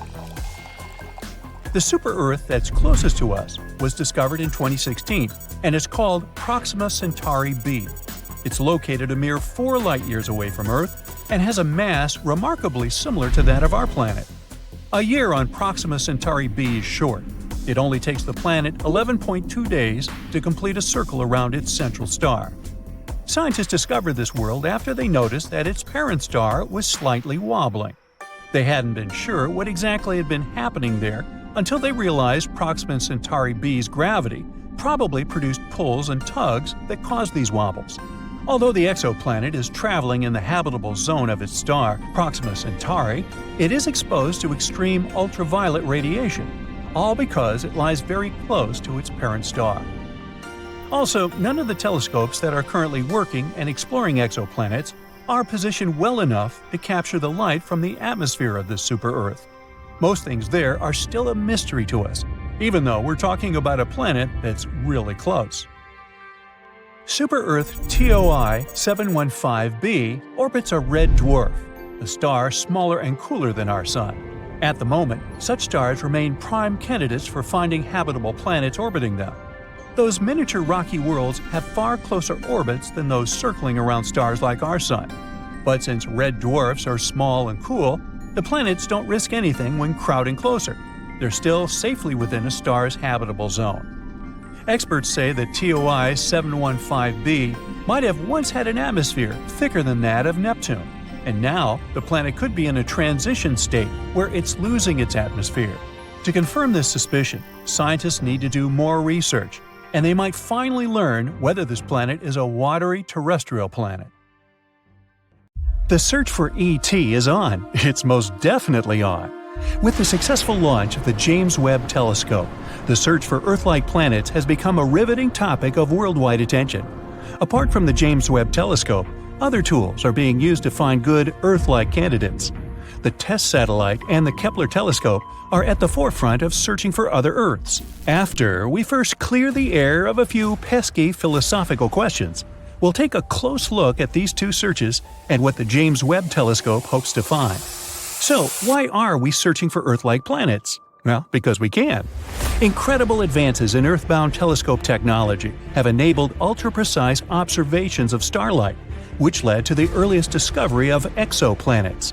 As planets go around stars, there's a gravitational interaction between the planet and the star. They pull each other. The planet's pull upon the star will cause the starlight to wobble back and forth ever so slightly as the planet or planets orbit the star. This has always been the case, but the wobble of the starlight was never able to be detected, because starlight always twinkles. You know, twinkle, twinkle, etc. Adaptive optics inside telescopes is the technological breakthrough that first enabled astronomers to find exoplanets, by taking the twinkle out of starlight. Mechanical springs on the underside of telescope mirrors bend the mirrors ever so slightly to neutralize the distortion, the twinkle, caused by starlight passing through Earth's atmosphere. Without the glimmer of starlight, the slight wobble caused by planets pulling gravitationally on the stars is observable. The bigger the wobble, the more planets. It's called the astrometric method of exoplanet detection. Isn't that a mouthful? Whole star systems and literally thousands of exoplanets were inferred to exist around nearby stars by analyzing the wobbly patterns of starlight. But the planets themselves could not be seen. Suddenly, our solar system was not unique anymore. Astronomers got giddy over the inescapable conclusion that probably every star had planets. It became impossible not to ask the poignant question, is the Earth unique, or are there other Earths? What's the big deal about finding Earth-like planets anyways? Well, considering all the financial resources the developed countries are spending on finding Earth-like planets, it can be said without a doubt that it's definitely a big deal. Including the launched James Webb Telescope, which cost $10 billion, the Kepler Space Telescope, which cost $550 million, and the TESS satellite, which cost $200 million. The investment in finding Earth-like planets is certainly eyebrow-raising. Now, if you keep in mind that these costs are just for the hardware, and to get a sketch of the full magnitude of the search, you must also include the salaries of a team of data miners, PhD analysts, and postgrads all across the globe in universities, national space agencies, and private institutions. We will conclude that finding another Earth is truly an immense undertaking. Now, suppose we find one. Then Earth is not alone anymore. It's not that we can actually go to any of these planets anytime soon. Interstellar travel requires some breakthroughs in physics and technology, and, well, we aren't there yet. But knowing that there are planets out there in the Milky Way that are like Earth in all the essential respects, like liquid water, oxygen, and habitability, will make space less foreboding, more welcoming, more exciting to study and explore. It may also give us some more pride in our home planet and make us all better Earthlings. The triple mission looking for other Earths, the Kepler telescope, the TESS satellite, and the James Webb telescope use distinct approaches to find exoplanets. And the synonym TESS tells us what that method is. The T stands for transiting, and that's the key to the whole exoplanet search. E stands for, you guessed it, exoplanets, the target of the excellent investigation of another Earth. S stands for survey, because TESS looks at hundreds of thousands of nearby stars. And S stands for satellite, because TESS is orbiting Earth, unlike the James Webb Space Telescope, which will orbit the Sun. When a planet passes in front of a star, that is called a transit. The planet will block some of the light coming from the star. This decrease or dimming of the star can be measured. The dimming of starlight tells lots of things about the planet. By knowing how bright the star is and how much the star's light was dimmed by a transition in front of the star, we can tell how giant the planet is or how close it is. But we won't know which. Is it big or is it close? Until the planet's orbit is also timed. It means our test satellite must take long-duration videos of the stars. Ooh, video of the stars. Hollywood should like that. The test satellite doesn't have a telescope. It uses 4 CCD cameras to stream live long-duration videos of as many stars as possible, hundreds of thousands of stars. Why so many? Well, because for a transit of a planet to be observed, it must pass directly between the test satellite's cameras and the star. If the planet is not on the exact line-of-sight angle between the star and TESS's cameras, it cannot be seen because it will not cut off any starlights. Planetary transits are rare. For example, Venus passes across Earth's view of the Sun only every couple hundred years. Yet, TESS's cameras are seeing many planetary transits among the hundreds of thousands of stars it takes streaming long-duration videos of, and you know what that means. It means there must be hundreds or thousands of times more planets than are observed by the transiting method. It is, therefore, an inescapable conclusion that every star has planets. Planets are everywhere. And now, the James Webb Space Telescope, with its giant 21-foot, 4-inch-wide mirror, is entering the search. It is a technological marvel, a wonder of the modern world, a miracle of advanced engineering. Anticipation is reaching a fever pitch. But with the heightened anticipation comes an almost equal amount of trepidation. And some things can still go wrong before the James Webb Space Telescope returns its first pictures. After the Hubble Space Telescope, for example, was launched in 1990, a repair mission had to be launched in 1993. The mirror on the Hubble was not very well inspected, and its pictures were very blurry. Astronauts had to go up and execute a spectacular spacewalk to fix the mirror. After the fix, the pictures Hubble sent back were more precise than it was ever designed for. This is how an improved model appeared. That cannot happen with the James Webb Telescope. The Hubble orbits the Earth and is accessible to astronauts. The James Webb Space Telescope orbits the Sun and is well beyond the Moon, out of the reach of astronauts, because there is no spacecraft equipped to carry them there. It cannot be manually fixed if something goes wrong. Adding to the challenges, the James Webb Space Telescope has only one onboard camera to inspect any damage it may suffer or mechanical malfunctions that might develop in the harsh environment of interplanetary space. Any remote fixes will need to be done blind from Earth. The James Webb Space Telescope is now fully deployed. The 18 mirror segments will need to be aligned to produce a single image. This critically important process will take several months to complete once the telescope is fully deployed. 70 of the first 286 observation assignments of the telescope target exoplanets. Using data from previous exoplanet searches, it will not have to waste time searching for exoplanets. Their locations and orbits are already known. The James Webb Telescope will go right after them. The James Webb Space Telescope is not an optical telescope in the same sense as the Hubble Space Telescope or any ordinary telescope that sees visible light. It sees infrared light. The pictures of planets are expected to be bright dots, somewhat fuzzy if they have atmospheres. The spectra of the planets will yield the most information about the exoplanet. Any gases around an exoplanet will absorb some starlight as the starlight passes through the planet's atmospheres. Suppose there is methane in the planet's atmosphere, oxygen, or carbon dioxide, the gases that most indicate life. In that case, the James Webb Telescope will be able to pick them up by spectroscopic analysis. An entire portrait of the exoplanet can be formed from the infrared information, its temperature ranges, atmospheric content, the likelihood of liquid water, and even the probability of life. And that's a big deal. The James Webb Space Telescope has other missions to perform too. It's assigned to examine star formation and planet formation in nebula in the Milky Way. Understanding how solar systems form is part of the search for another Earth. By detecting infrared light, the James Webb Space Telescope will peer to the farthest away galaxies whose visible light gets blocked by dust and gas. These distant galaxies were formed shortly after the Big Bang.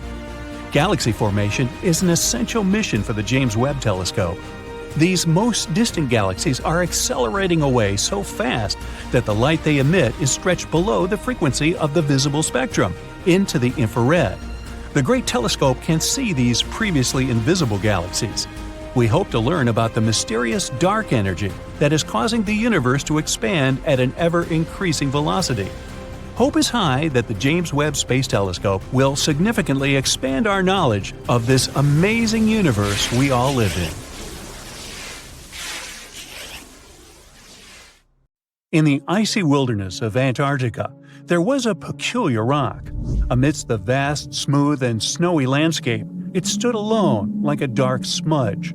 This rock had been there for ages, untouched except for occasional snowfall.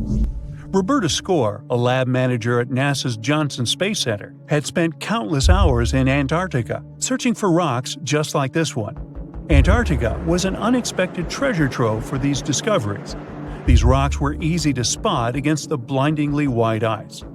Why was it so important? Because it wasn't just any rock. It was a meteorite that had fallen from space thousands of years ago. Roberta's rock, known as ALH 84001, was initially unimpressive. However, it turned out to be extraordinary. It was a piece of Mars. The rock's chemical composition perfectly matched the surface of the red planet. Turns out, it had been blasted off Mars during a colossal collision millions of years ago. It was wandering through space before landing on Earth. There, it had remained undisturbed for a very long time. Scientists at Johnson Space Center carefully examined this Martian visitor. Years later, physicists made a remarkable announcement. This meteorite contained tiny structures that looked just like living organisms found on Earth. NASA immediately shared this discovery with the world. We found fossilized evidence of life on Mars. However, as other scientists got their hands on the rock and conducted further studies, they began to doubt it. Yes, it was a fascinating piece of rock, but Martian chemistry might create similar structures without life being involved. So, unfortunately, it wasn't conclusive evidence. But all this debate raised a very important question. Would we recognize extraterrestrial life if we saw it? There are more than 200 different definitions of life in scientific literature. So, what should we be looking for? To figure out what makes something alive, scientists have come up with 3 important things that living things must have. First, living things need to store information about themselves. This information tells them how to work and what they're like. It's a bit like having a set of instructions for how they function. Second, they need to be able to interact with their environment and create reactions. These reactions help them get energy, move around, and respond to changes or dangers. Lastly, they must be able to make copies of themselves, reproducing, and making other things that are just like them. This ability is a big part of what makes something alive. The famous physicist Erwin Schrödinger was one of the first people to figure this out. He said that storing, using, and passing on information is super important for life. It's like a cycle. Information helps create reactions, and some of those reactions let living things make copies of themselves. On Earth, we see this in action. We humans, for example, have DNA to store our information. It helps us with our evolution. Thanks to all this, we can adapt to our surroundings over time. Nature sees that some traits are helpful for survival, so they stick around, while others get left behind.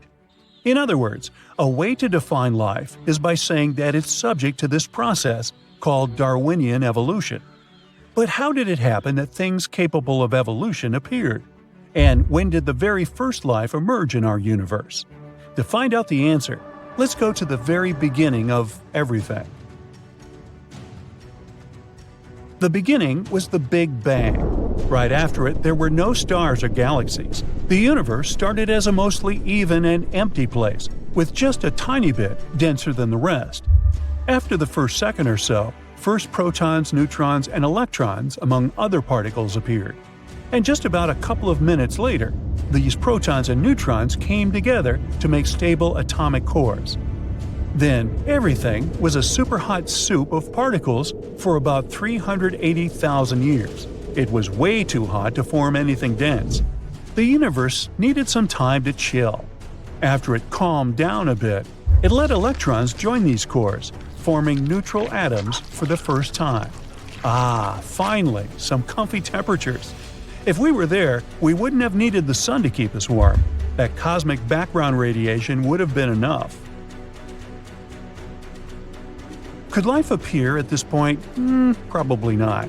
In those early moments after the Big Bang, the universe had only hydrogen, helium, a tiny bit of lithium, and almost none of the other elements life needs. Life, as we know, requires things like water and organic compounds. So it wasn't about the temperatures, it was about the ingredients. Now, everything had to form over time from these atoms. To create something like a planet, which is much denser than the universe on average, it needed a lot of time and gravitational squeezing. Gravity is the real hero of this story. It changed the universe completely. Even though it started slow, it kept going and got stronger. Regions that were a bit denser could pull in more matter, and the denser they got, the more they attracted.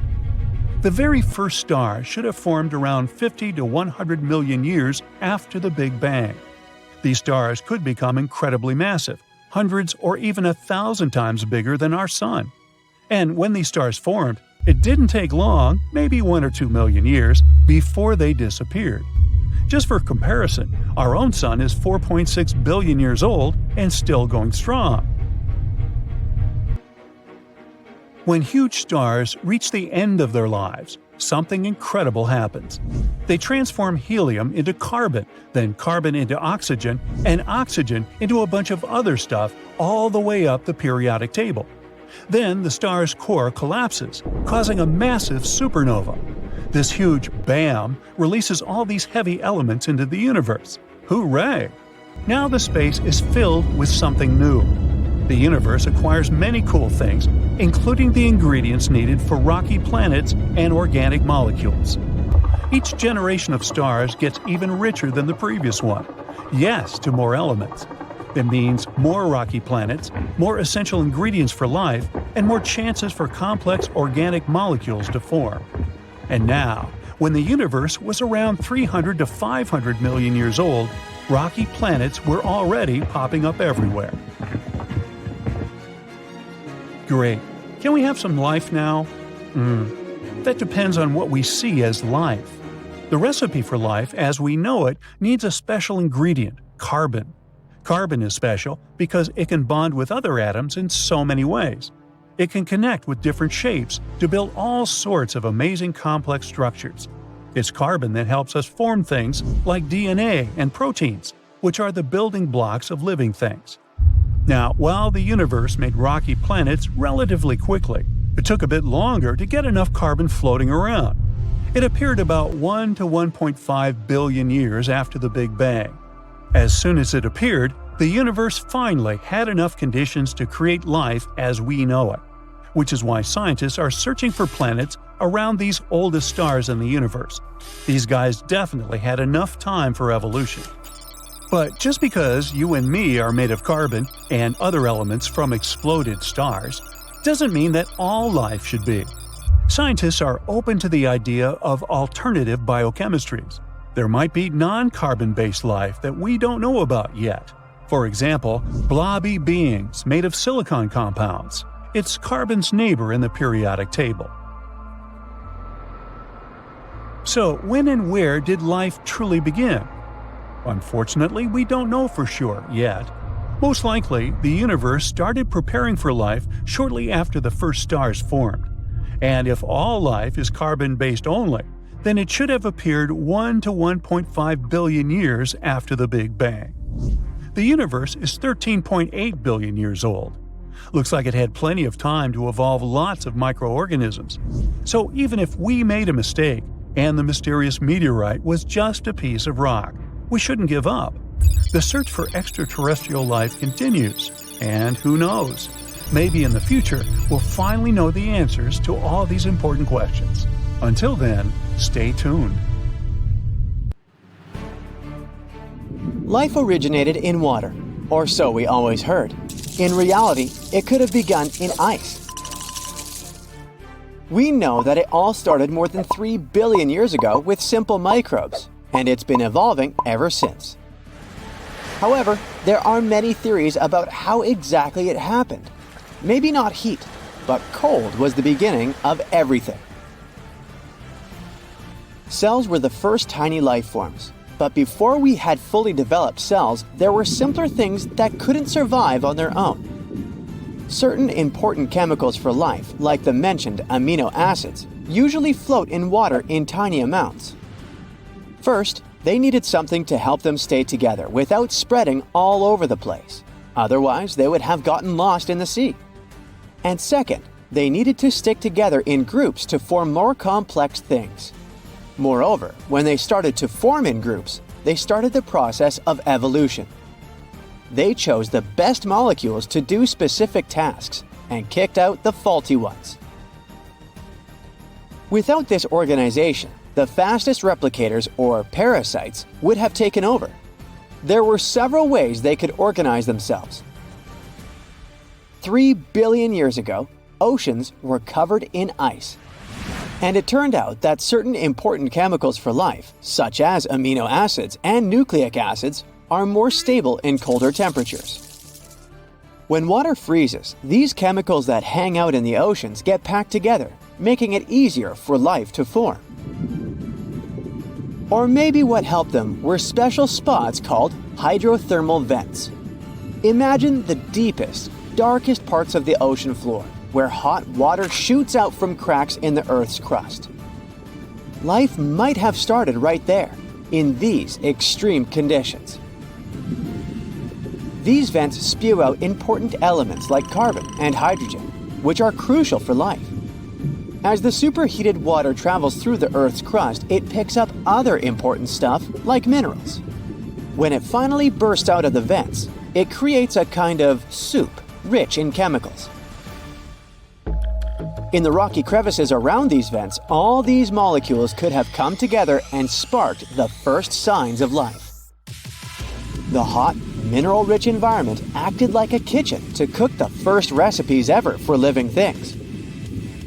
Even today, these vents are home to vibrant ecosystems, showing that life can thrive in extreme conditions. Ancient stories also talk about life starting from clay.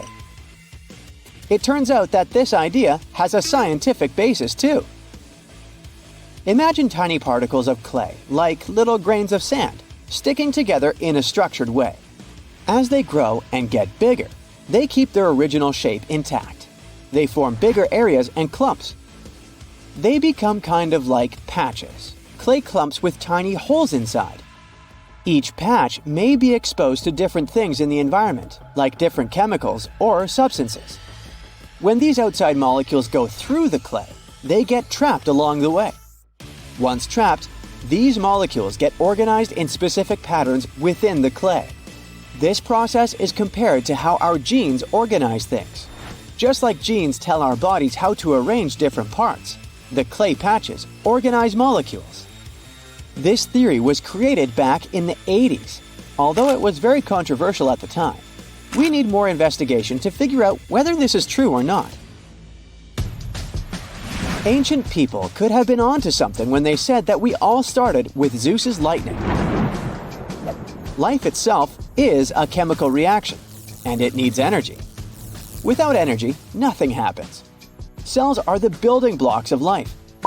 You can picture these cells as tiny factories bustling with activity, constantly working to keep you alive. Just like every factory needs a power source to keep its machines running smoothly, they need energy to do their job. In the world of cells, that power source is something called ATP, which stands for adenosine triphosphate. It's an organic molecule. There are also some backup generators with fancy names like thioesters, acyl phosphates, and reduced ferredoxin. They basically work like extra boosts. When life first started, it needed energy to make complex stuff like proteins and DNA. Back then, this energy came from the environment. It could be light, heat, chemicals, or even lightning. That lightning might have kick-started life. Back in the 1950s, scientists did something called the Miller-Urey experiment. They zapped a mix of gases that mimicked Earth's early atmosphere with electric sparks. Suddenly, that caused amino acids and sugars, the basic stuff of life, to pop out.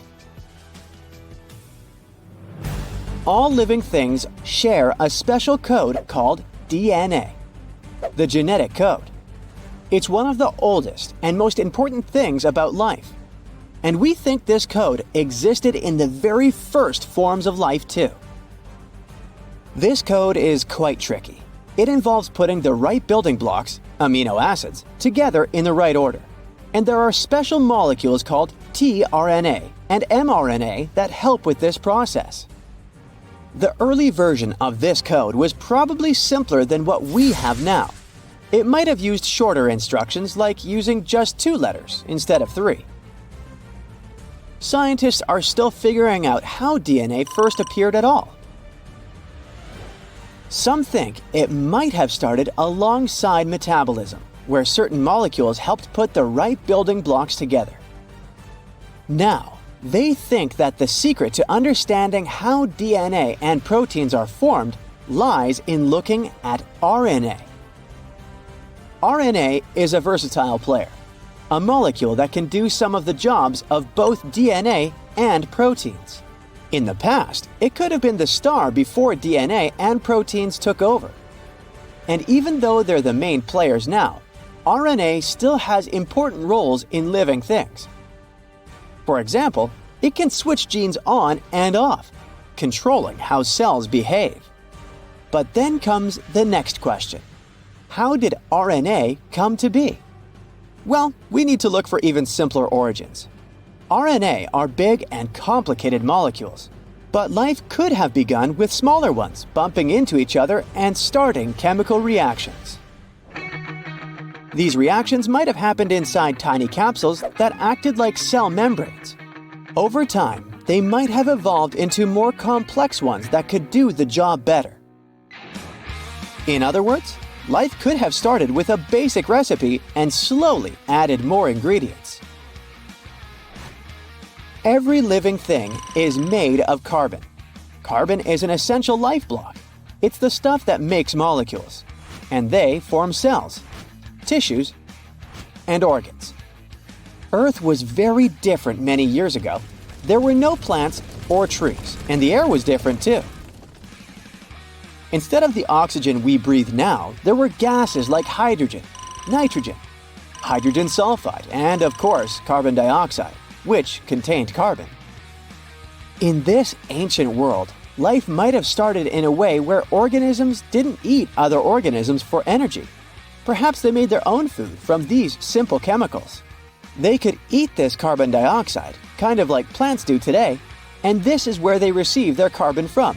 We call this autotrophic origin. They think that certain metals like iron and nickel, along with minerals containing them, played a big role in this process. These metals and minerals acted like assistants, helping chemical reactions happen that were important for life to begin.